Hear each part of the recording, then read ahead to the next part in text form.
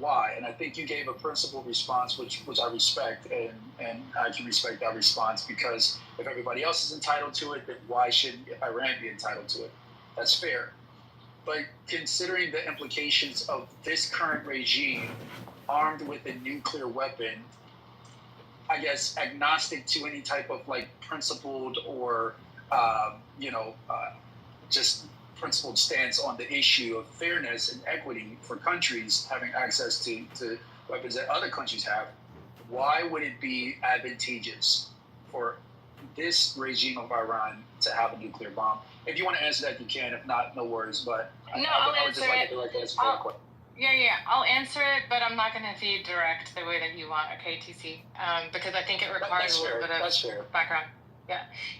So I'm gonna speak as an American citizen here. My statement before was as an American citizen, and also pride in my heritage and the fact that Iran does deserve this. And this has been a question since I said from the late 1960s and 1970s. There's been a lot of talk about JCPOA, right?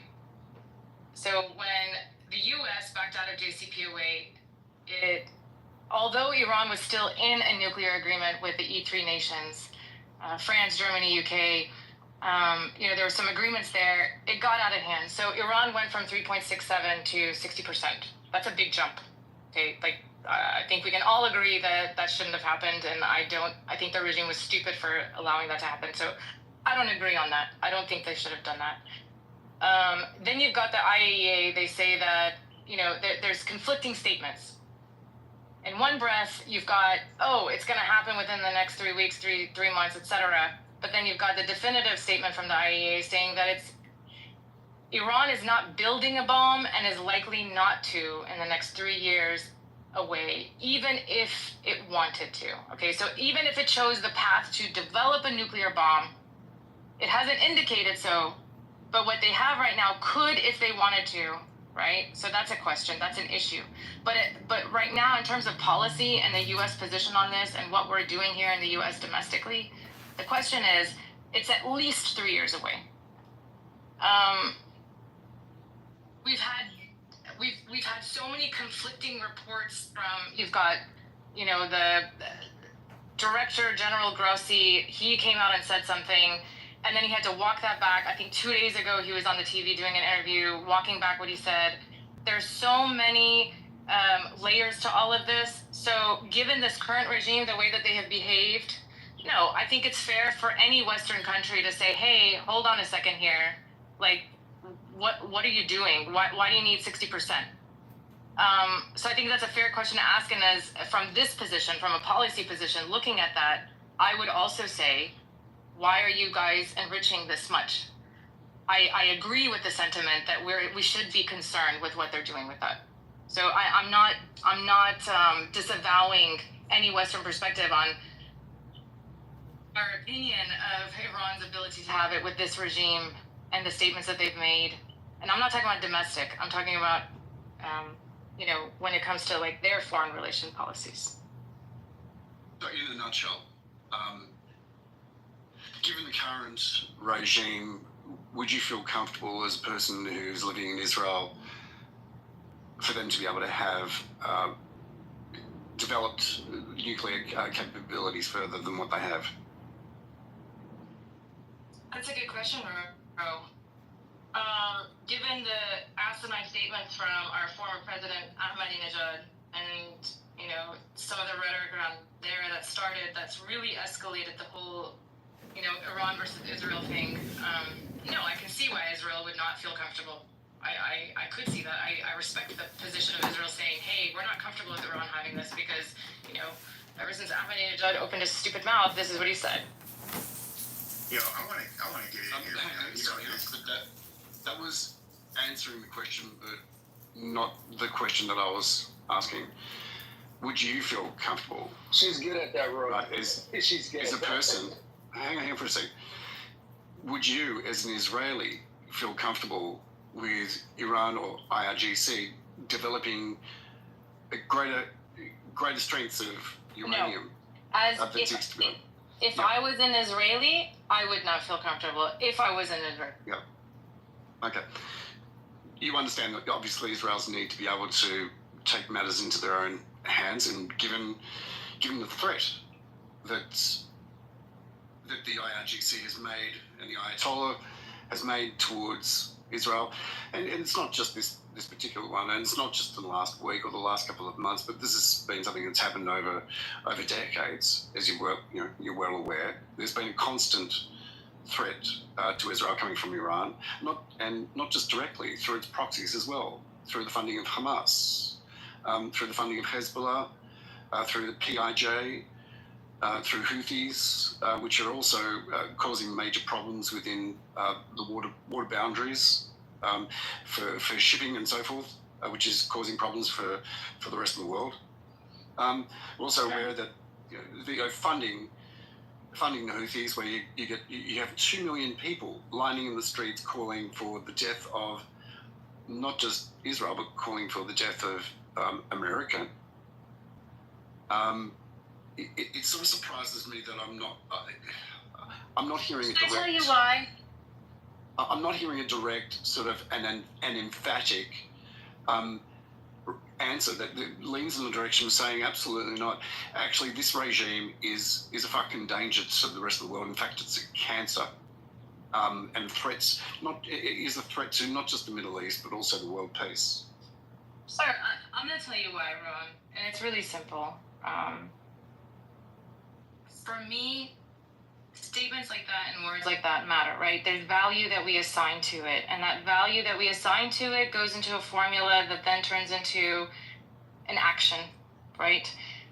So let's talk about threats, and let's talk about relationships and who hates who, and I'm saying who in terms of a nation, right? There's another country out there, Pakistan, who actually has the atomic capabilities to do something. And if we look at the history of Pakistan and Israel, Pakistan, you could say, and I'm using air quotes here, hates Israel just as much, right? What I don't see, and this is where I'm trying to reconcile this narrative, and maybe we can have an honest conversation about this so that I can get to the point where you guys are and I can be on that same level. But for me, pragmatically speaking, and words matter to me, what I don't see is the consistency of that message in terms of threat and fear.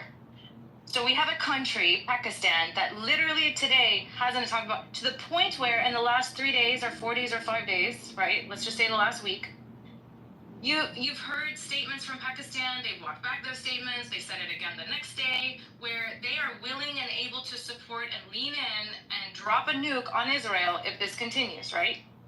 But I don't see the same rhetoric from Israel against Pakistan, who has the capability and has made that claim, and since at least 1948 has been anti-Israel. So if somebody could help enlighten and share that perspective of it, for me to align the two principles. Can someone else speak? Yeah, Aside from Marion, there's with all due respect. Pakistan was Why not hang on funded for in a second? Texas. Why are people just jumping in? Just hang on for a second. Yakov, I've got you. Just let Miriam finish what she was saying. I also want to be able to point out that the Ayatollah is the person, or the IRGC has been very open and verbose in terms of its desire and its intention, and its actions through its proxies in the wanton destruction of Israel. Pakistan, albeit, has like an incredible arsenal of nuclear capabilities and weapons, has not done that. So they haven't openly been a threat, and they haven't threatened Israel per se. They're not peaceful, we understand that, but they're not warring in their words. Sorry, Marion, I'll pass it back to you and then I'll go to Jakob. No, that's fair. I can see the perspective, but I also disagree. I think Pakistan has come out on several occasions and made claims against Israel. So, I mean, we can both maybe go and Google it and find those talking points and that history there, but I think that it's important to note when we're talking about it and we're framing it the way that we are, the inconsistencies and the discrepancies is where it lends itself to why now, what's at stake, are we missing the forest from the trees? And that's the position that I'm taking from it. It has nothing to do with my personal beliefs and my alliances or my allegiances to any one side. And it's just from a pragmatic perspective here, when I look at the implications of it, domestically in terms of the U.S., right? I said in the beginning of this, I'm putting my U.S. hat on this. For me as a voter, as a taxpayer, I look at this and I do question the inconsistency in terms of principle when it comes to saying that this is a threat. Bro, can I get in the queue? So, AJ down here. AJ, absolutely. Thank you so much. AJ, I'm really glad you came up here. I was trying to get you up here a little bit earlier. I'm going to pass the mic over to Yakov, who is, I think you wanting to ask a question. You made my point that Iran is actively funding Hezbollah, which has been firing 10,000 missiles from October 7th beyond into Israel, and prior to that, many thousands of missiles. The Houthis with their ballistic missiles and Hamas. So it's just not a fair comparison, I think. There may be rhetoric from Pakistan, but there isn't active funding to topple the government of Israel. You mean apples aren't the same as oranges? Thanks, appreciate it. AJ, how you doing? Nice to see you. Great, thanks for having me. Listen, it's always difficult to ascertain folks' motivations and where they're coming from, and all I can do is assess the words that are being said. And I have to say, this issue hits close to home for me, and I don't want to say Mariam is pro IRGC, but Mariam, all of your comments happen to conveniently align with IRGC interests. You might say you're not anti-regime change, but that you're very careful in your wording not to say that you would support it, and you spend all of your time on this app talking about the dangers of toppling this theocratic, oppressive regime, and then when the topic of nukes come up, you draw false equivalences, and you very cleverly kind of open the door to people being more open-minded about the mullahs having a nuke. The program is so peaceful. The Iranian nuclear program is so peaceful that they buried one of their nuclear sites 100 well below a cave, and even though that they were bound by an IAEA agreement in 2003. They only revealed that they had the Fordo site in 2009 after it was discovered by Western intelligence. Iran is actively funding proxies, the Houthis, the Hezbollah. They had a hand in October 7. They celebrate Death to Israel and Death to America Day, And the reason even if you had some argument that they were equivalent to Pakistan, that's still, your argument falls apart, because if there's an opportunity to prevent another one of these countries from acquiring a nuke, it doesn't mean you allow it because another country already has it. That argument doesn't make any sense. So all I'm saying is it's just tough to be in this room and see. I'm glad that Mariam's take is here, that her perspective is here, but I do feel like her voice is being elevated as if she's made a mod in this room. She's getting way more speaking time in this room, and I'm sorry you're not speaking for a lot of us, and it would be great to get alternative perspectives here. The Iranian regime has oppressed the Iranian people for 40 years. People are desperate to get out from under their thumb. Do we know what's going to come next? No, these issues are really complicated, and hopefully something worse won't come. But every one of your comments is aligning with fear-mongering around change and making people more flexible with the thought of the regime having a nuke. And it's just tough to stomach it sometimes. But I'm glad your view is here, but we need other voices on. Well, AJ, you got the green bean, so you have a voice. Everybody on the stage has a voice. Everybody. We don't have to necessarily agree, but let's have the respectful conversation. Back to you, Rohan. Come back. Point absolutely clear and also taken. Some of the best conversations that I've been witness to and also been part of have been ones where there have been differences of opinion. It's perfectly fine, but they've been done respectfully, and the points that have been made are actually really salient. Easy for people to be able to understand. I think it's a beautiful challenge, but also a beautiful thing where you can agree to disagree, instead of having a shit show and having shit flying everywhere. Well, Ryan, let me just say this. I had this room open since 7:30 this morning, my time, and I'm glad Marian's here. She's for me, she's given a different perspective than what I've heard most of the day. So like I said, I'm no scholar on Iran or the people there, but you're right. This is healthy debate. Let's have different views in a respectful manner. But I have to be honest, Rohan, I didn't know what Miriam was going to say, so it kind of took me back because I've been hearing the opposite all morning. But I'm going to hand it back to you to run the. Might say something real quick. Please, Miriam, jump in, Annie. Look, I appreciate that my take, and I'm gonna open parentheses and add this little footnote here. My take, even on domestic U.S. related things, also rubs some people wrong. So regardless of whether it's Iran, Israel, foreign relations, geopolitics, Saudi Arabia, that's just me. And that's not me whitewashing myself or defending myself to justify my actions. I'm just saying that there's always different perspectives that people have. And so, AJ, I appreciate everything that you said. I respect you. I have an immense respect for you. You and I have been, friends on Clubhouse and exchanged ideas and thoughts on a lot of different topics. And so I appreciate where you're coming from, and I appreciate the constructive criticism in terms of the perception of what I'm saying. But because of the respect that I have for you, I was hoping that of all people, you would be one of those people who would discern what I'm saying, understand it from a different pragmatic point of view.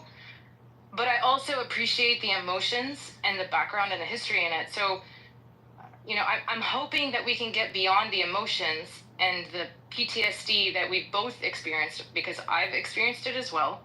And that we can move beyond that and look at that at a higher level and try to understand and unpack with the words that are being used versus some ulterior motive behind it. I appreciate that, Marianne, but where I struggle sometimes is in several instances you've been asked really direct questions about some of these issues, and I don't know if you're doing it on purpose, but the way that you kind of dodge it sometimes, it's sometimes concerning. Like I know these issues are really complex, but if all you're doing is saying, hey, regime change is dangerous, and hey, look at this other country that has nukes. There's hypocrisy. It all starts to line up in one direction. I'm not hearing nuance from you. I'm hearing you go kind of one direction, and then when you're asked about the other direction, you kind of dodge it. So let me make it simple. You have to appreciate how that sounds to me. It's kind of hard to hear. Let's get away from this conversation of nuclear. Okay, so we're Iranian to Iranian talking, and I'd like to hear from the other Iranians if we can, Ro. Let's just take it away from this right now, because I think what Ro is playing from my statement and how it opened when he came to me in this room, I think that's missed here. So let's get away from this talk. Let's get down to Iranians and Iranians. I don't know whose mic is open, but... I would like to go next, if possible. I would like Dave, to go please, next. Yeah, Dave, please, 1 second here, Dave. So we've heard from Dave, actually, I'm sorry, Dave, I'm gonna use these as an example. So let's say that if I support Iran, I support the civilians inside of Iran, right? As diverse, ethnically diverse, politically diverse, emotionally diverse, educatedly diverse, right? So let's say, and this has happened actually, AJ, let's say that I also support giving space for Kurds and Baluchis to talk about what they feel living in Iran and what they want to see for Iran, right? I guarantee you the immediate label and assumption is going to be made that I am now supporting a separatist movement, right? I'm using this as an example because at the end of the day, before we start talking about regime change, and this goes back to Rose's second question to me about what are my concerns, what do I see about the day after, about tomorrow? And I very explicitly said this, so I'd like to have an intellectually honest conversation about this. Knowing, and every Iranian in here right now knows, the complexity and the diversity of the total population of Iranians. Knowing that, I would like one person to tell me how they envision this to play out when times have changed. Social media has created platforms for people to get together more in solidarity in their silos, in their groups. So I'd like to know, in that scenario, how do we see it's going to play out? When you've got somebody like Dave here who has Okay, I'd like to changed answer. words that I said. No, not you. I asked AJ for a minute. Hold on. I would like to know answer this. your question. You keep repeating Are you yourself. are you Iranian? Are you Iranian? No, you're No, not. but I don't believe you Okay. have to be. I So, didn't know you no, had no, to be because- Iranian to speak to you. Randy, hang on, please. Hang on for a second, Well, Randy. I mean, because you're making a big speech just to make one little question. You keep No, this is repeating an it. important We get it. point. You want to know what No. happens after. Randy, Okay? hang on, Are you please. familiar with Randy, the hang former on. Yugoslavia? Randy, hang on. Okay, so he can't hang on. I'm sorry, Ro. I helped him hang Yeah. on. I helped him. So AJ, I would like to know, as we're having this conversation among friends who are not Iranian, and we're trying to have an honest conversation about this, I'd like to know how we're supposed to reconcile that with the diversity that we have. Yeah, I'll be really quick, and I've got to get in an elevator here, and would love to give other people a chance to speak here. Look, I don't have the answers. This is really complex. I'm actually one of the few people on this app who's capable of saying the words "I don't know." I know it's a really uncomfortable phrase for people to say. It's very complicated. Who knows what'll come after? Hopefully, it won't be something worse. All I'm saying, Marianne, is that if your only message about this opportunity to topple this sick theocratic regime is just instilling fear about removing them, and you're not saying anything else, that's concerning. I agree with you that it's scary about what will come next. But what's different between what you and I are saying is I also talk about the great things that could come from toppling a regime like this, whereas from you, all I hear is the fear. And I'll I'll let just some quickly others say, speak. All right, Yeah, let me jump in for a second. Can someone else talk? Yeah, Randy, Yeah. relax. I'm coming to you right now, bro. I got you. That's what I was gonna say. Listen, let's show some grace and some space for Miriam, please. But Randy, attack the point, not the person, please. Go ahead. I never attacked the person. I was making a point. Yugoslavia was a country. Now it's several different countries. And the same thing could happen to Iran. We've heard about a huge Kurdish ethnic minority. There are other, Iran as a state, it will turn into several states of ethnic groups. The same people who believe that Palestinians deserve their own country should also believe that different ethnic groups in Iran should have their own countries. And that is one logical outcome. Just one of many. Thank you. Guys, can I get a mic a bit later? I've been asking for like 20 minutes Go ahead, after Chris. Miriam responds. Thank you. Oh, thank you. Can you hear me properly? Cause You're coming through loud and clear, Gibby. so if you let me answer to Randy a little bit and to Miriam as well. I'm not trying to diss anybody. I'm just stating facts. Unlike most of the people on this team, I live in the region. I don't live in Iran per se, but I live pretty close to it, and I have a lot of people that I've helped shelter that run away from current regime. So first part of my answer is going to be about what Miriam said, and then I'll go to Randy's point. So let's go back to the Pakistan thing. There's a lot said, but there's another thing about Pakistan that is still it's flawed, but it still is a democracy. You saw what happened to Khan when he tried to basically take over the country. They took him away. Now they have a different government. And with Iran, it's more hate towards Israel because it's first of all one of the main pillars of their whole affairs, like international affairs, and another thing is that it's been funding groups that don't make sense, like Hamas, because Sunni Muslims, they hate Iranians because Iranians are Shia. They just fund them out of spite. Another thing is that, Mariam, I'm not trying to attack you as a person. I'm just saying that at first I thought you were a reformist, and I would agree with that because there's a lot of delusion going on, like, oh, let's bring Shah back and all that. This will most likely never happen, but the more I listen to you, the more sounds like IRGC stuff, which I cannot support. And I think in general, less nukes is better. And Iran's proved itself to be a bad actor. Answering to Randy, nobody will ever allow Iran to break up for two reasons. First of all, Kurdistan will never be a country, and I'm not saying that. I don't place hate for Kurds. I have a lot of Kurdish friends, and I love them and I support them. But Turkey, Iraq, Syria, all those countries will never allow Kurdistan to become a country. If it becomes a part of the country, in Iran, then all the other Kurds will want to make it a separate state, which they will not let happen. Even though I love my Kurdish friends, I support them, but I don't think it is possible in the current political climate. Another thing is that none of the Western countries will allow Iran to break up or to have a violent revolution because of those kilograms of enriched uranium they have, because some bad actor may just steal it and go away with it.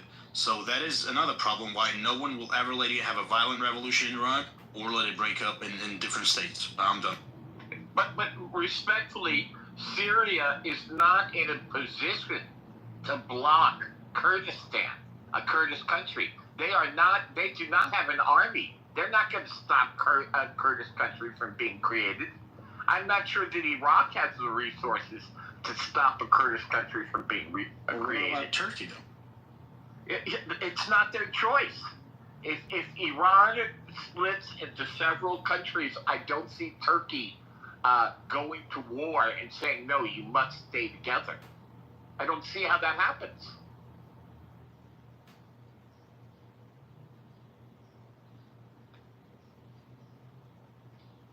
Can I respond to something real quick here? Yeah, of course, ma'am. Go ahead. Maybe? Yeah, thanks. Okay, so I'm going to repeat this again.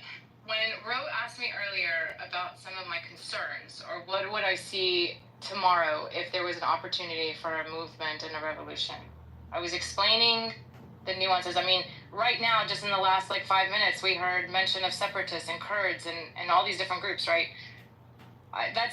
We have to be able to talk about the multiple elephants in the room if we want to have a conversation about this.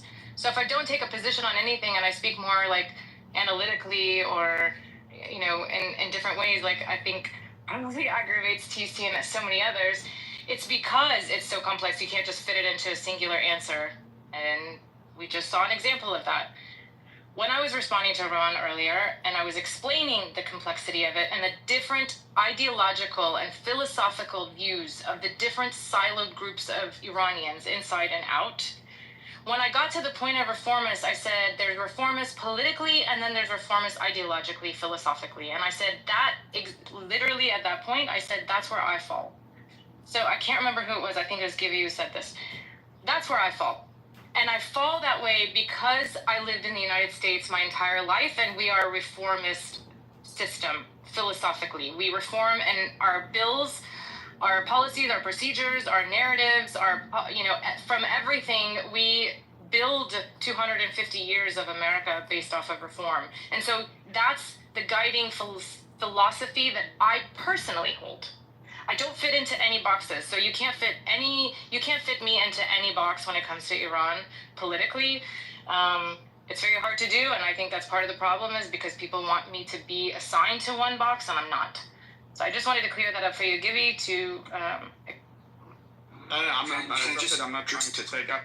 I'm sorry, AJ, I'll just respond 10 seconds. I'm not trying to attack you in any way. I just said that a lot of points maybe saying in that direction. And I personally, I don't support reformists as an ideology. I think personally, in a perfect world, a whole regime change would be good in Iran, but I think that is the most likely direction they're heading if anything changes. Thank you. I'm sorry if I offended you. Just real quick, though, Mariam, I respect your seeking out of nuance on these topics. I don't think enough people do that. And you're right, these things are really complicated. But there are some questions where we do have to be clear-minded about, and it is a yes or no answer. nuclear acquirement is one of those questions. When someone asks you point blank, should the IRGC acquire a nuke, and you start talking about, well, it's complicated because Pakistan has a nuke, and where is Israel's smoke for Pakistan, et cetera, et cetera. What are you saying? It's one or the other. Like, you can't have half a nuke. So either you are comfortable with the idea of a regime like the IRGC acquiring a nuke, or you are not. Like, there is no spectrum there. So I think that's where I struggle with. I feel like sometimes you are seeking out important nuance, but other times I feel like there's a little bit of kicking up dust in the air to overcomplicate a question that we should be more clear-minded about. Let me chime in here. But real you quick, missed because everything I said there. No, here, Miriam. Let me, if I could. It sounded like he was listening. Paul, I was the one that. with all due respect, Paul, I'm gonna defer to. Sorry, TC. I'm gonna get Miriam to be able to respond to that direct question. Actually, I have a suspicion that TC is going to say what I want to say. Well, I just wanted to chime in. I don't think this is fair to Miriam. I know she has come on the stage and has been a focal point of conversation. I asked the question purely provocatively because I thought it would evoke this type of response in terms of conversation. With that being said, I have to be honest, I come from a Western perspective. You guys are coming from a Middle Eastern perspective, and I respect that. With that being said, though, Miriam, I think in terms of just like the intelligence you bring to the conversation, the detail, the respect for the complexity of the conversation, I think it demands a firm, integral response to what your position is when it comes to this current regime, IRGC. And I understand that you are trying to kind of, weigh the equities here. And that's fair. And I think coming from, learn a little bit about your history, I think that's what informs your commentary, and I can respect that as well. But I think, again, the conversation demands with somebody that have such a deep, rich understanding of the histories and the context in which this conversation is having, it demands a response. And so I just would love to give you an opportunity, if you can, even if you decide to color it with more context, nuance, and complexity, that's fine. But from your opinion, when you wake up in the morning, you face this issue, is the world better off with or without a nuclear-armed Iran under this current regime?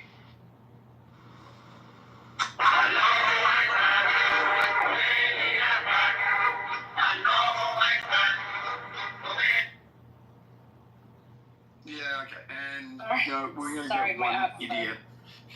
That's all right. We found the schmuck. Okay, he's gone. Miriam, look, I think it's fair. It is a fair question. I was asking a pretty direct question. It wasn't about trying to pin you into a box in the slightest. It was about, look, for me, it's a matter of trying to understand. Honestly, it's about values. So I'd like to be able to understand your values. So when you asked me as an Israeli, if I were an Israeli, do I understand that? How did I answer that, Ro? You said that you'd understand the concern. Yes, and I would agree. And no, I'm going to get there. It's a different question. I'm going to get there.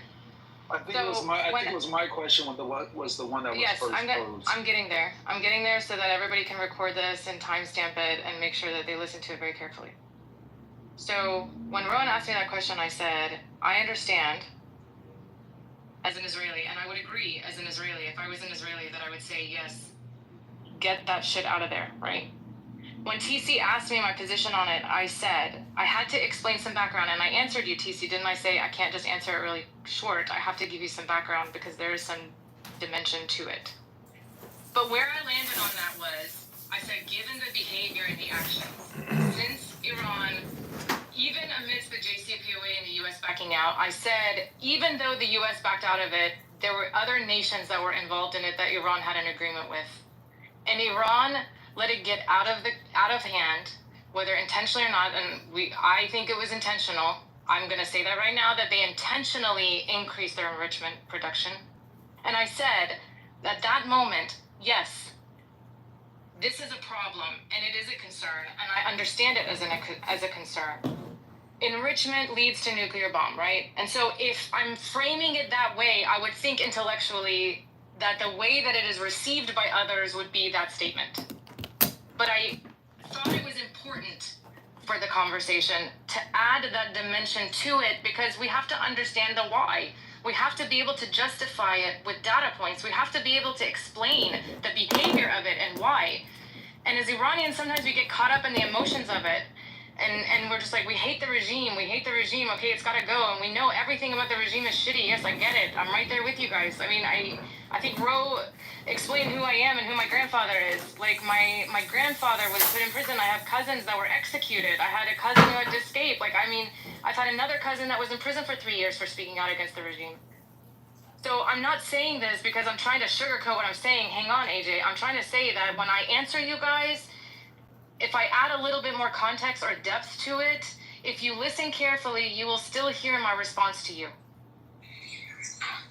I'm sorry, Mariam. Saying it's a concern is not a direct answer to the question. I welcome your injecting of nuance in the conversation. But again, if you actually listen carefully to what you just said, you did not answer the question directly. And that's fine. You don't have to answer the question. But I don't like pretending that you're answering and then not answering it. Saying you understand and empathize with the concern and it's a problem, that's not an answering of the question of whether or not you believe the IRGC and these mullahs should or should not be armed with a nuclear weapon. Forget about whether pretending to be an Israeli and whether you understand the concerns from a global perspective, from an objective perspective. Do you believe the IRGC should be armed with a nuke? And I'm actually not. I'm asking it rhetorically now because the last 3 times you were asked it directly, you again just evade it and you say it's a concern. That's not an answer. I'm sorry. So rhetorically, any nation that doesn't follow the rules of engagement should not have a nuclear weapon. And the reason why I brought up Pakistan was because if we're framing it on principle of any nation who doesn't follow the rules of being able to have one or create one, when they have an enrichment program or nuclear reactors or whatever, I'm going to say it again, AJ. Rhetorically, I don't think that any nation should have that capability. So if we're saying that, if I'm saying that, that means that if Iran checks off the boxes and is not doing what they're supposed to be doing, then Iran also should not have a nuclear weapon. I take it how you want, AJ. I am done engaging in this. If you guys don't want to listen carefully, but I'm saying that on principle, I am operating on principle as my North Star because right now in this very emotional time, when a lot of people are upset about a lot of things, there's only one thing that can guide us and ground us to the ground. And that's principle. So on principle, no, I do not think that any nation should have that, including Iran. And I hope that finally answers your question. I'm going to jump in here. Nathan, hold on a second, because I've been listening for like the last hour and a half, whatever. Now, I'm just going to speak my opinion. No smoke with anybody. I respect most of the people on the stage. But we have a regime, right, that fully funds Hezbollah, Hamas, the Houthis, as a Zionist, an American Jew, right? They got to be taken out just for that because they're the shit stirrers in that region. And that's my opinion. Now, as far as them having the nukes, when they come out and say the day we get the bomb is the day we use the bomb, right? I believe them because of the support they have for these terrorist organizations. I believe that they want to destroy Israel, right? But let me say this. And I was thinking about this while you guys were having this conversation. And it's not the same, but it kind of ties together in my crazy Brooklyn mind. When Abraham Lincoln engaged in the Civil War, his goal wasn't to free the slaves. His goal was to keep the Union together. If the Persian people could somehow gain their freedom through this, I say God bless them. Let them live free. Give them, and whatever may come, may come. But you know what? We know what we're dealing with right now. And what we see, the oppression, the suppression, the killing of their own people. So people can say what they want. They can ride the fence. They're smarter than everybody else. There needs to be a regime change just for peace in the world because they support terrorist organizations. Okay,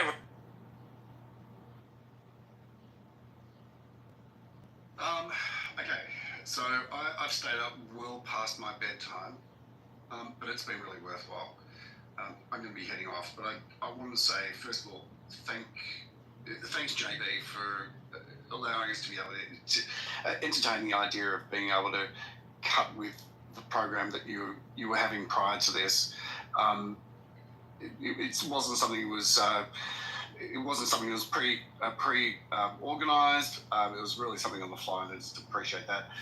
A big thanks to Miriam. Please, Miriam, feel free to be able to stay around. I just want to thank you personally for, I guess, look, I mean, your position is something that is, I find really interesting. I don't fully understand it. I'm not going to say that I disagree with it entirely, but it's something I feel like I need to be able to have, and I'd love the opportunity to be able to have further discussion with you about at some point in time.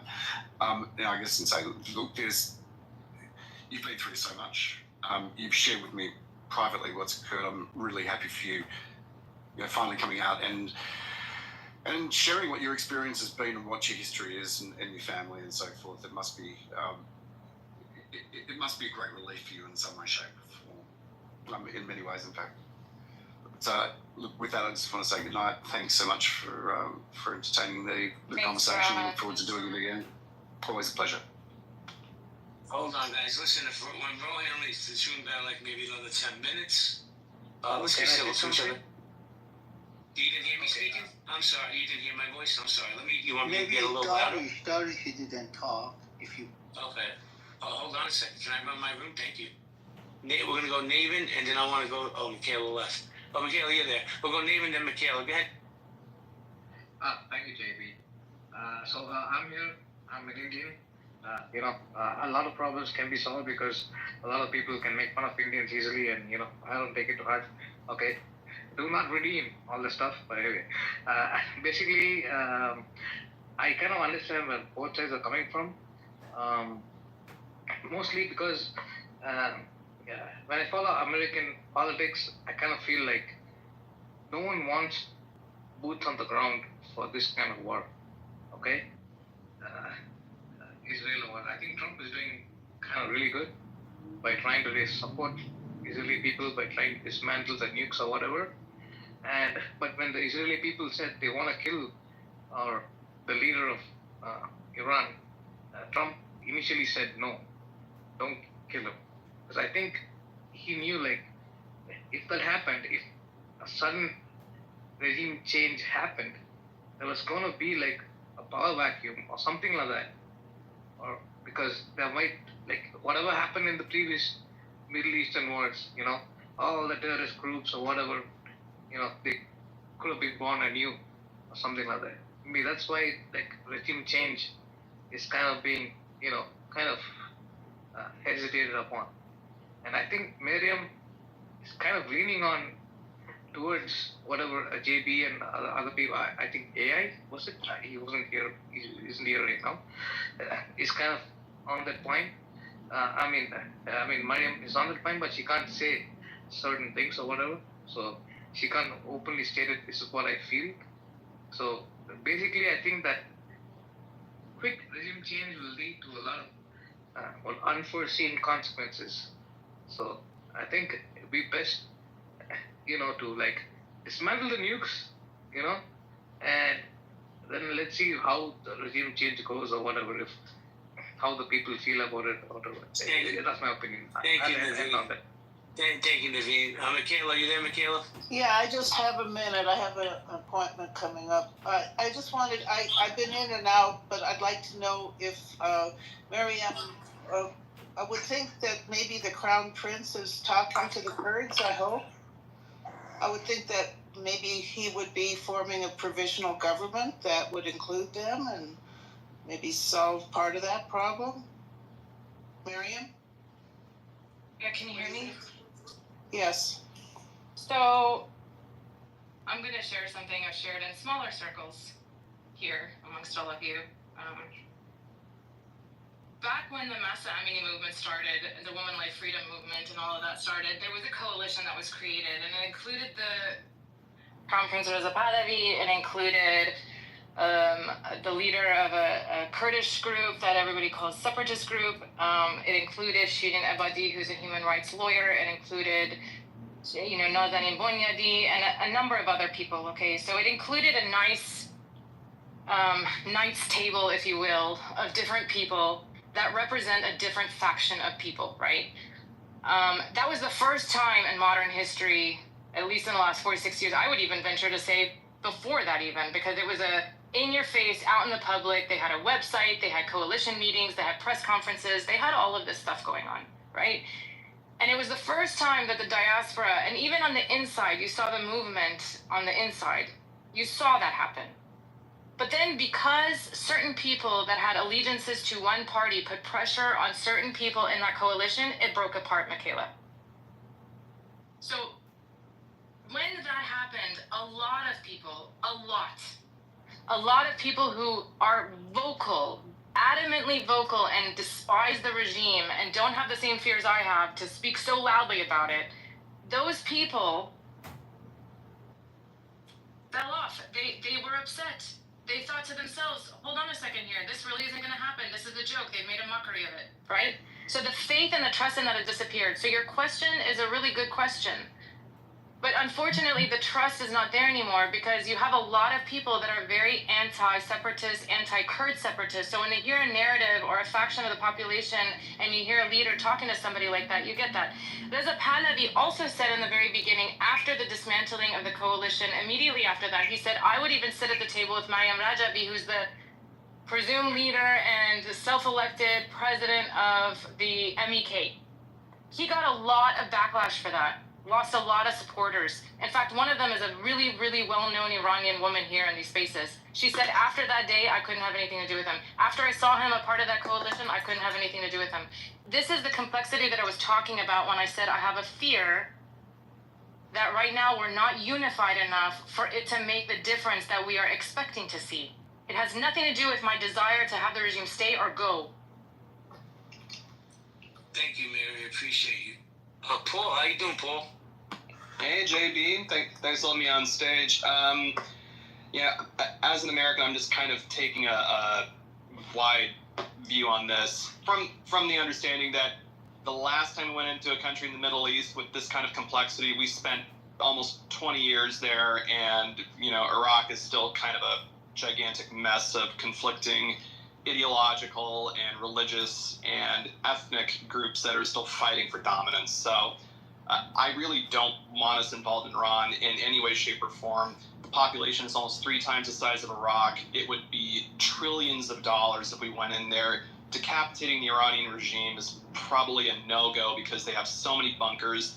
They have backups. They have continuity of government plans the same way that the U.S. and most Western governments do. So the fact is, removing them is, unless you're willing to put the U.S. military and the Israeli Defense Forces on the ground, it's probably going to be a no-go. So, the fact is, negotiations are probably the only way you're going to get out of this. And the idea Hey, Paul, let me ask you a question. Respectfully.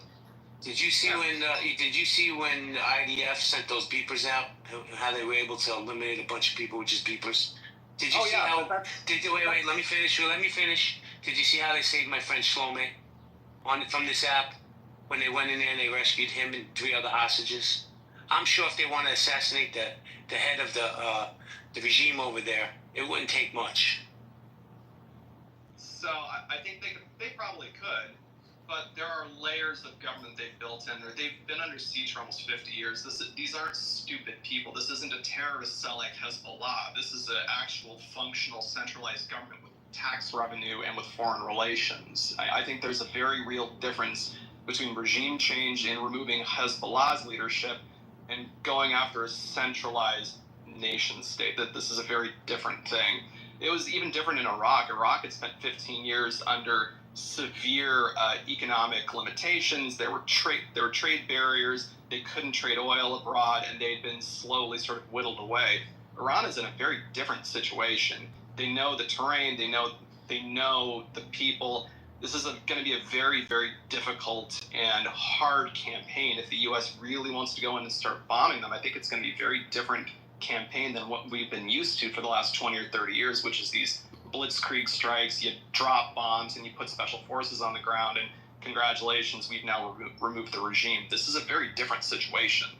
So I think the other thing that we need to keep in mind here is that I understand if I was an Israeli, I would not want them to have a bomb, but the Israelis do have a fully functioning nuclear arsenal of their own of at least 100, if not 200 nuclear weapons. We know they've open air tested in the late 70s with the South Africans down in the South Atlantic Ocean.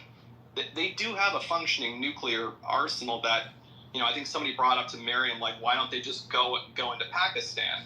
If the Pakistanis ever launched a weapon at the Israelis, it wouldn't just be the Israelis launching at them. The Indians have a fully functioning arsenal of a couple of hundred warheads themselves.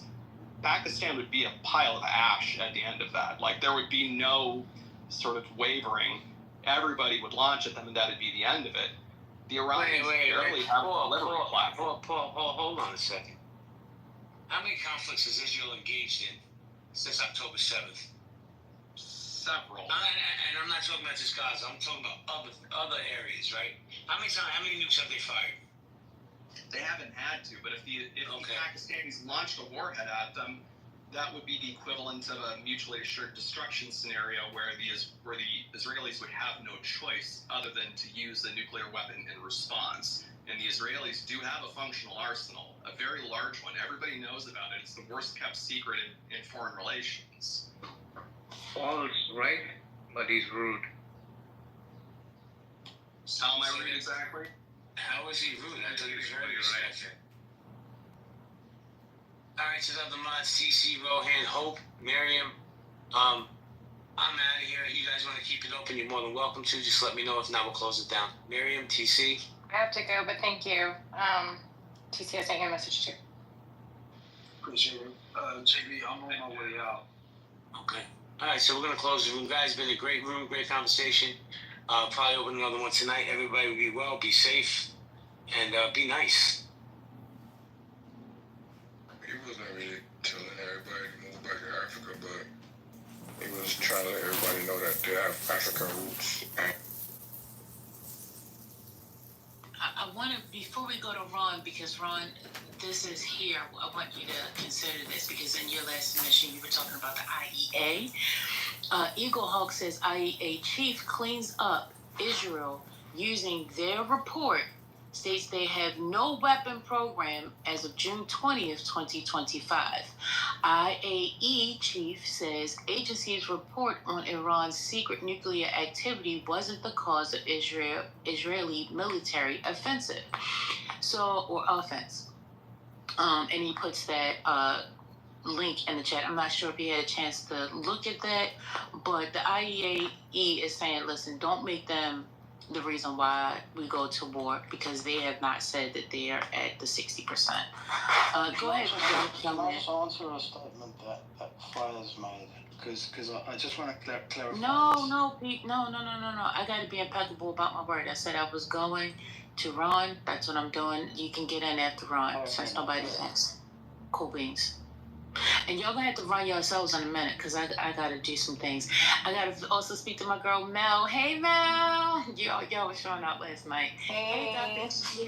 Happy Friday. Happy Saturday. All right, go ahead, Ron. Or Mike. So I'm looking at a copy of the CIA report that Fies believes that he quoted about Israel stealing fissionable material or uranium in 1965, and it says there's no credible evidence that it was released. Now I don't know if how useful this report is from the CIA.gov, but that's what it says. And in the event,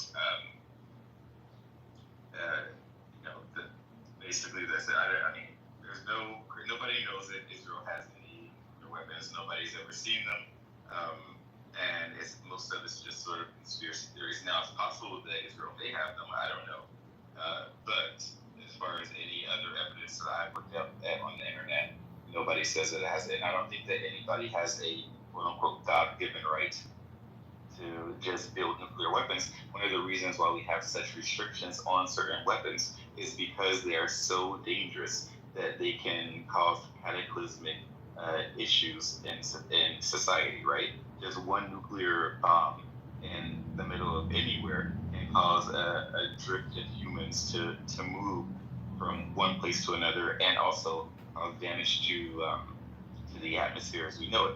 Unfortunately, it seems that aspect, based off of what I know from people who have lived in Iran and who live in Iran that I've spoken to, the current regime is not a type of regime that you want to trust. I understand that some of us have issues with America and what America has done throughout history, but I do think that there are some bad people that you can trust to some extent, and there's some bad people that you don't fully understand.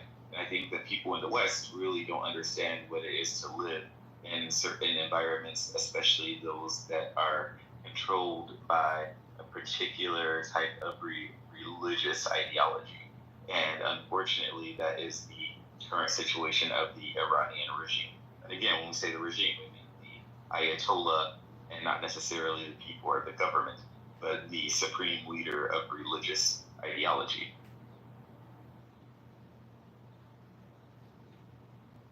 Can I jump in now? I mean, I just wanted to mention, well done, Ron, for saying that.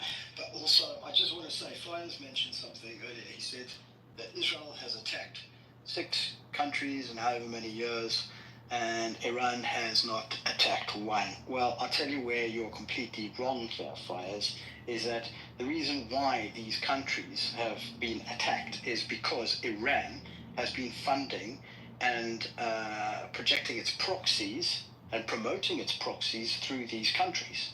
If you take a look at all the countries that have been attacked by Israel, it is effectively those terrorist organizations that have been set up and funded by Iran.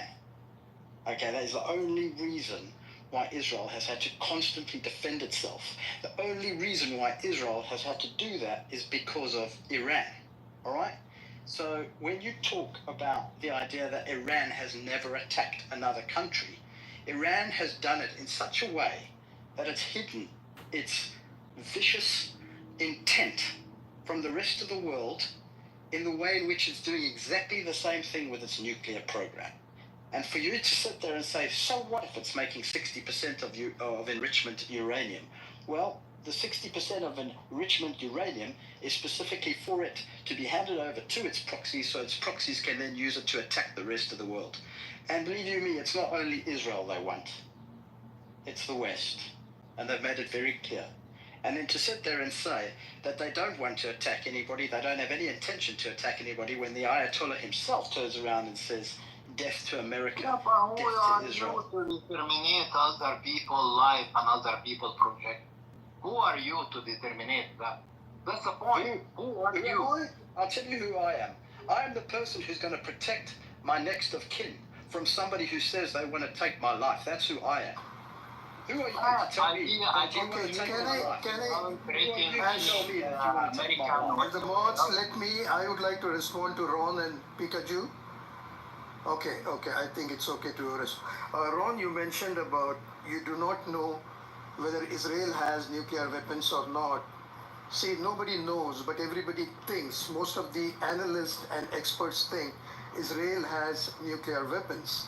That's why everybody has been asking that Israel should sign the NPT and allow IAEA inspectors to inspect its sites so that it can be clear whether it has nuclear weapons or not. And here's the point.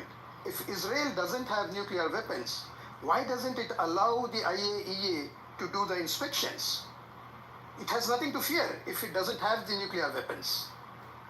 Then as far as Pikachu, your point is concerned, here's my answer.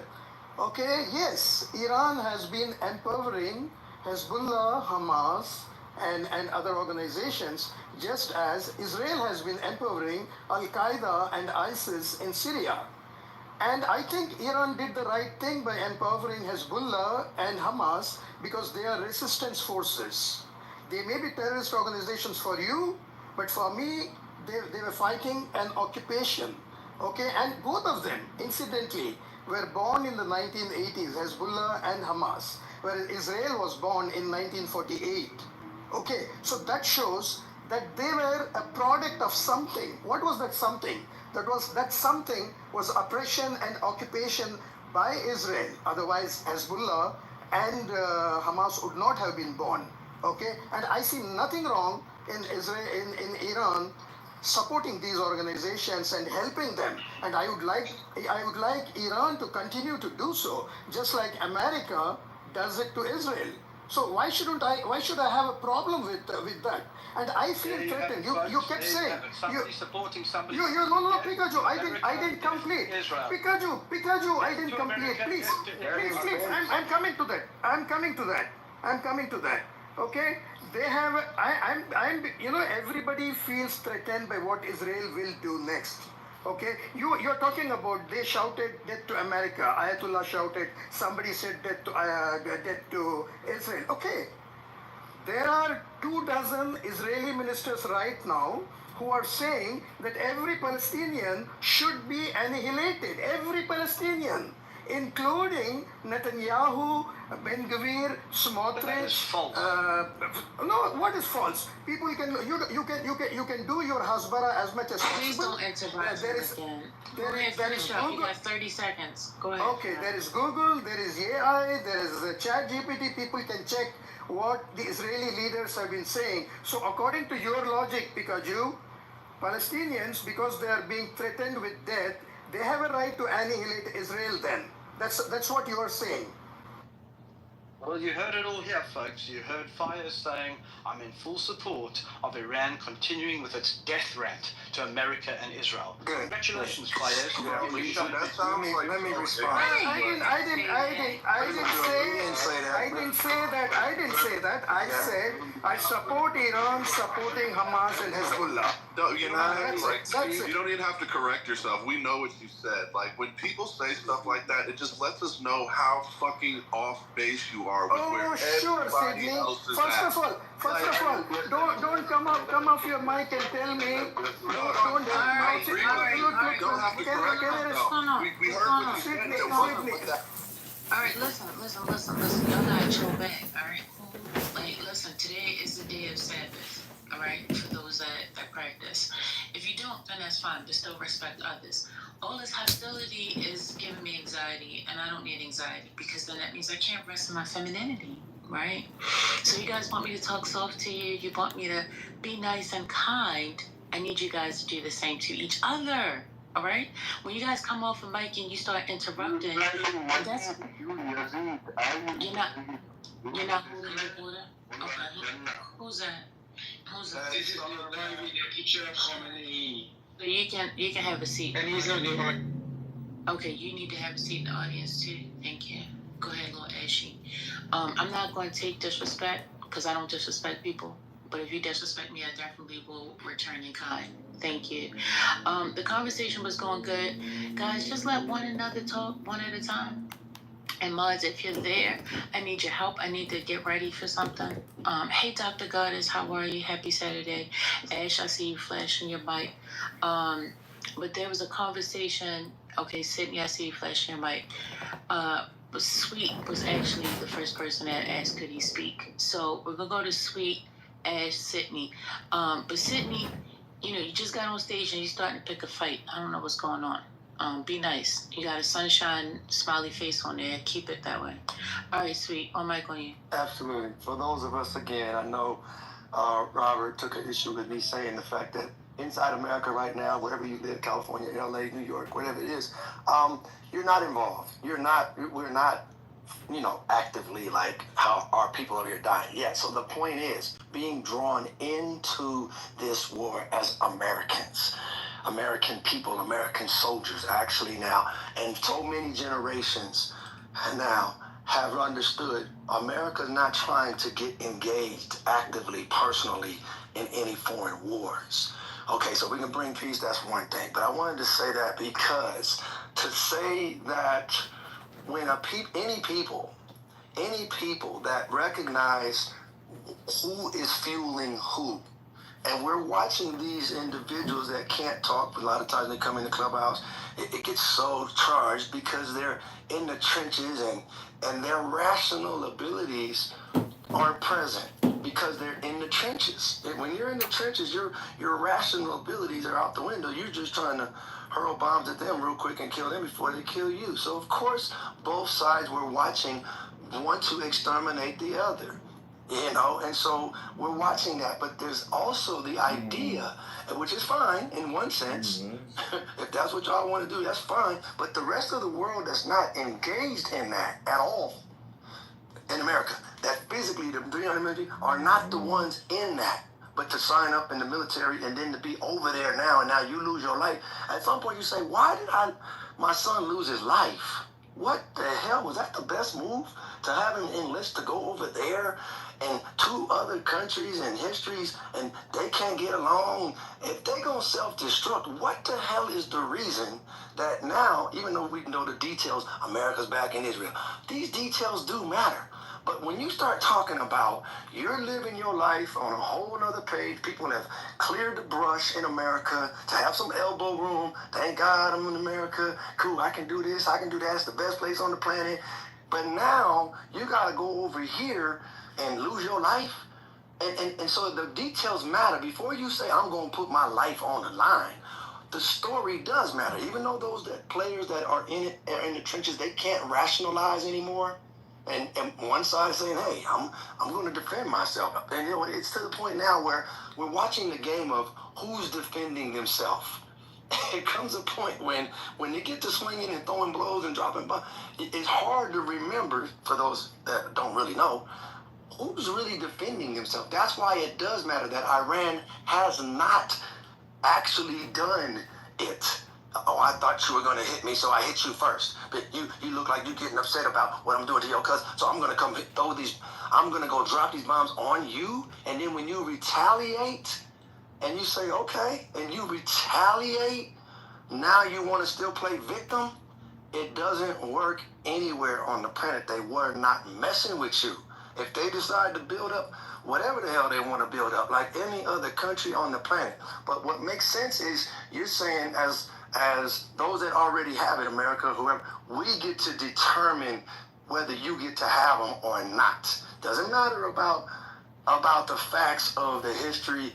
And that's what you're asking the planet to understand or think, America, is don't care about the whole history. Don't care about the moral stance. Don't care about the right to return. Don't care about any of these well-grooved in conversations while this whole thing has been unfolding since 47 and before. Hitler is a part of this conversation because of the extermination and now secular Zionism. Zionism, that's why I like what the man said earlier, where he called it out like that's an oxymoron. You can't have it both ways. Secular, don't believe in any religion, all that. But then Zionism, which is all about, hey, this is all right because of what has happened in history and Moses. And so you see a game being played. And so meanwhile, though, all of this is happening. So fast forward to right now. In a week or two or tomorrow, who knows when. Could be after 2 weeks. We never know with Donald Trump. But the idea is if he says we're going to use these B-1 bombers and goes over there, it is on in a way where you cannot put those worms back in the bottle ever. This is a unique time on this planet. I don't know any study of history where these major countries have nuclear energy and Hiroshima is one thing, okay, good. But now a lot of different countries. That's all. Okay, let me wrap up. So, last few seconds here. So this is what we're watching. So those two may not ever agree, Iran, Israel, but the reality is us as Americans right now, we have American passports. Now Donald Trump is looking at seriously going over there and putting a lot of troops in harm's way and who knows whatever else Iran can touch and their allies if he decides we're going to do this B-1 bomber thing and blow up. What's the one with the F? The spot where they got to go down 90, whatever, they got to go down pretty far to debunk the whole thing. If he decides to do that, Iran has made it very clear, okay, we're going to do whatever we're going to do after that.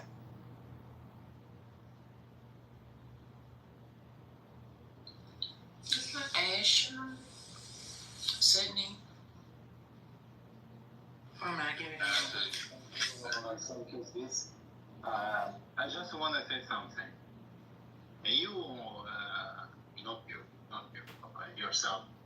You who live in Colorado, who live in Oregon, who live in Miami, who live Iranian people, they are part of your society and you mix with them and you live with them. Iranian people, you never, I'm not fanatic, I hate the Khomeini regime, but this doesn't give permission. There is many things that the Israeli or the Israeli occupied force country, they dismantle our society and the system and the world system.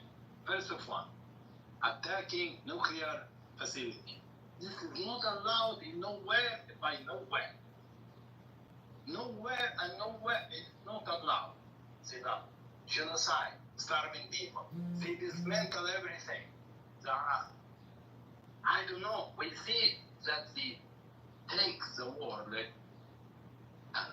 Really, I saw campaign on TikTok and everywhere that people say, Iran, just finish the show. Just do it. Just do it. Why? Because this aggressor cannot stop. See, this Benjamin Maladetto Netanyahu, to stay in power and stay out of jail, he has to stay always, continuously in fucking war. And he told the United States, Iran, never we can fucking arrest the United States. They never have a problem with the United States. The troops of the United States, they are in the Gulf area, in all the Gulf country, and the biggest base of United States in the Gulf, it's in Qatar. They never had a problem. Never had a problem. But I'm jumping after this guy. now we have, sorry, just a second and I will laugh.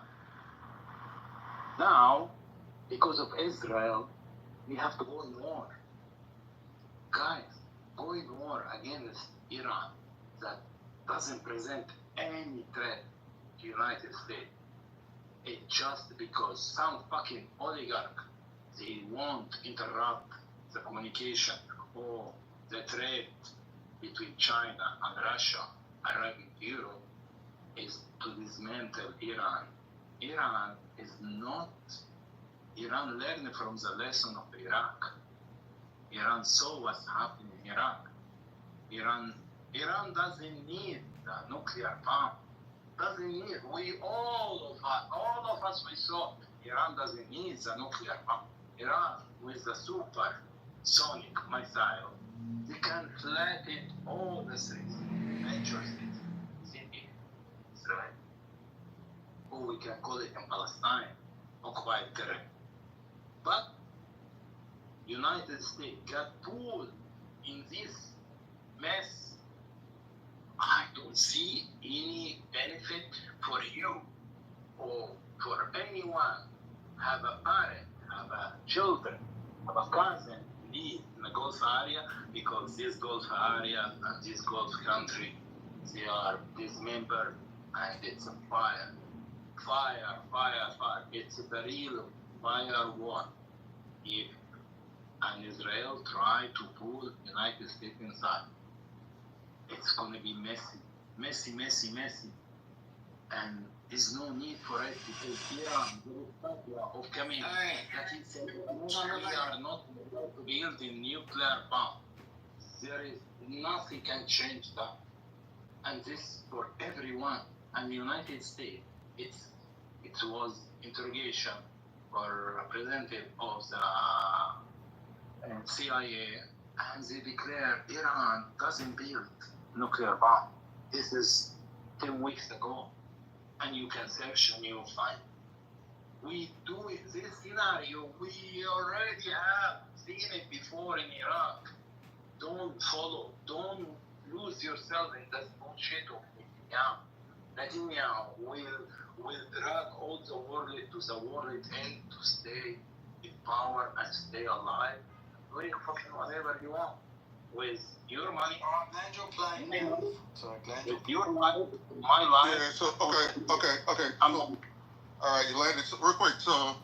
Hold on. I get. Unless you're a mod. Okay, go ahead. Yeah, so it's all good what he's trying to say and what you're saying, right?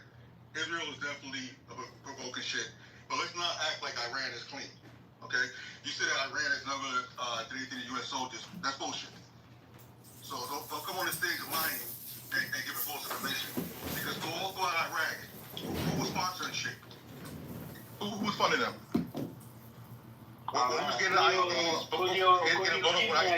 Could you place a link? Let me follow up. Iranian soldiers hanno presentato the present week for the US United States soldier in Gulf area. Don't speak over me. Don't speak over me. So you didn't hear me say anything about Iranian soldiers. I said Iran. So don't play fucking dumb and act like the nation of Iran does not fund this shit. Okay, yeah, Israel is definitely in the wrong right now, but don't come over here acting like you're a fucking a victim of that and trying to give me a link, man. Give me a link. I'm not speaking about you. I said, give me a link that Iran present threat to the United States. Let me jump in. I was in the queue. If you're done, go ahead. Okay. So first, I want to say, Fayaz, when I jumped in earlier, I was agreeing with you. Like, I was just trying to bring, like, the fact, like, dudes, like, I just want you to know you heard it here first. Like, it's okay to chant death to America. That's, like, the stupidest, most asinine argument. I mean, like, my entire lifetime, I've been hearing conservative war hawks talk about erase Iran off the map, and that hasn't happened. And I don't know anybody personally or anybody in my extended friend groups who believe Iran should be erased off the map, but that's something that you will hear on the news. Like I said, I'm 42, my entire lifetime. If you were from somewhere else, you would think every American wants Iran erased off the map. It's absolutely not true. So making some stupid ass argument about hearing the Ayatollah say death to America, like, to me, that just doesn't make any sense. But to address what you just said real quick, Haitian, we gassed Saddam Hussein up to invade Iran in the 80s. After the revolution, we told them, we lied to them, said Iran was weak, now's the time to pounce. We funded him, gassed him up, and sent him in there to get his ass kicked. So, like, that was what we did to them. Like, if we want to talk about who has proxies, who's funding what, like, we are the proxy kings. Like, that shit is over there because we are the original proxy. Like, we set up all the original proxies in the Middle East when we knocked over Iran in the first place for British Petroleum in the UK. Like, so we could talk about, like, who did what first and this and that. Like, okay, that's a stupid circular conversation that we could get in. What's happening right now is you have an attack from Israel on Iran's nuclear facilities, and the pretext is from Benjamin Milikowski. This nigga's name is not Netanyahu, okay? He's an Eastern European, okay? Ever since 95, damn near my whole life, as long as I can remember seeing news, they've been 2-3 months away from getting a nuke. My whole fucking life, this dude has come on the news at least 20 times over the past 35 years talking about they're 2-3 weeks away from getting a nuke. And we've already been through this. Like, we went through this in Iraq. WMDs. Do you want the smoking gun to be a mushroom cloud over New York? All this fucking rhetoric. We went through this, and I thought we'd healed from this. I mean, the Republicans are now, they consider themselves an anti-war party. If you had to ask Republicans 3 weeks ago what they thought about a war with Iran, their number one line was, like, America first, we're done fighting other people's wars. Tulsi Gabbard, 10 weeks ago, no nuclear program. The intelligence community agrees.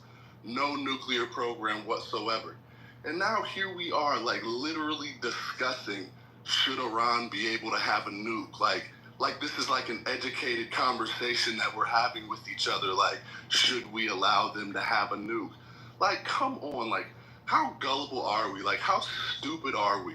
And then when you look at Iran and how they've conducted themselves over the last 40 years, I see no more of a rational, calculated actor in the Middle East than the way Iran has acted. I mean, you would think that they couldn't even touch Israel the way after Soleimani got bopped and back in October when they sent over a few drones and like, you know, I think they hit a military base or something. They might have landed like 10 hits in all of Israel. You would have thought they couldn't even empty out the city of Haifa like they've just done. Like they are raining hell down on Israel. These people have been acting in a cold, like a calculated, very thoughtful manner. These people aren't fanatics. But let these, like that dude who's trying to get us hyped up on the Ayatollah chant, death to America, let people like him tell it. These people who have been acting like the most rational people in the Middle East, let them tell it. They get a nuke. The first thing they're doing is sending a nuclear bomb to Israel to wipe it off the map so they can enjoy mutually assured destruction and have their entire society wiped out. We're supposed to believe they're Islamic radical fundamentalists and crazy fucking nut jobs, but we don't see them acting like that. And we're supposed to go to war to prevent these radical fucking fanatics from getting a bomb because like I said, let people tell it as soon as they get a bomb, the world is over and shit. Like, this shit makes no sense. And if anybody's awake, they'll know that this is all just bullshit propaganda designed to get your head mixed up in a blender. But all you have to do is have your fucking eyes open and have been paying attention for the last 20-some years to know this is all bullshit. Milikowski is trying to get us into his bullshit because he's got a death penchant for wiping Iran off the face of the earth. That's all it is. Yeah. Can I respond to that? No, not respond to, actually, to be honest, to add on to what Sydney said.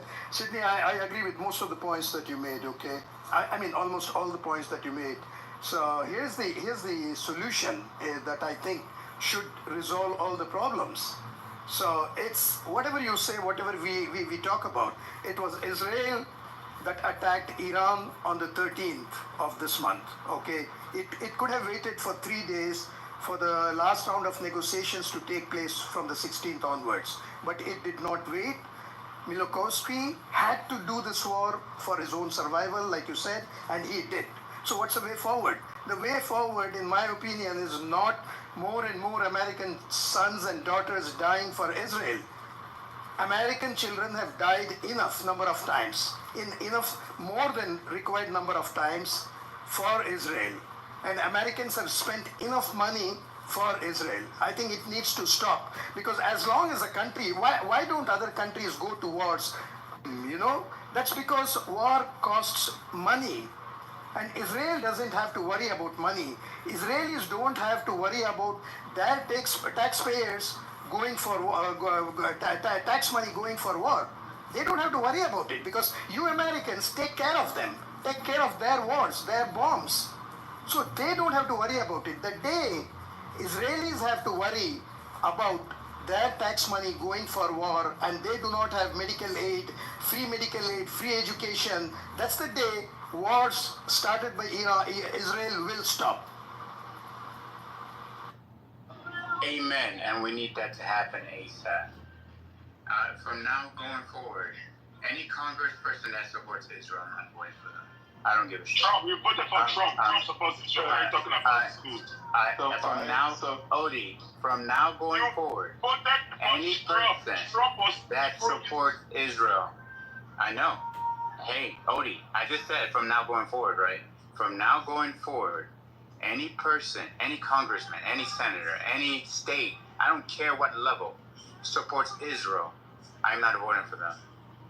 I need people to be American first. Hold on, don't be. I am over it. People told you about Trump's support for Israel. Miriam, I just seen the Jewish, you could hear that most of the people that were supporting Trump were on that side, but you still voted for me. You're just a hypocrite. Don't come and tell me anything. No, not because I'm a hypocrite.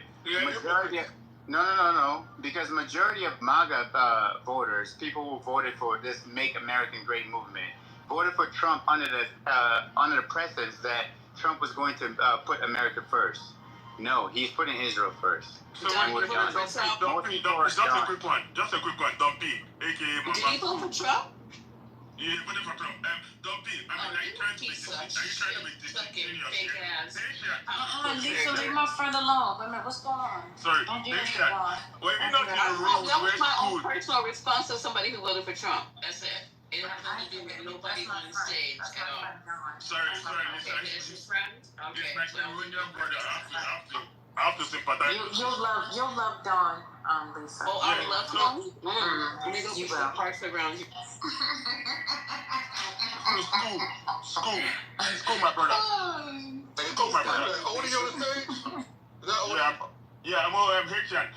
School, you know what makes me laugh is that we had this argument, me and you. Haitian was not in the room because we had this argument about Trump and Israel, and you turned a blind eye. You claimed, oh, it's not going to happen. And I was listing the names of Jewish billionaires that were supporting. Do you know how much Miriam Alderson gave Trump to school?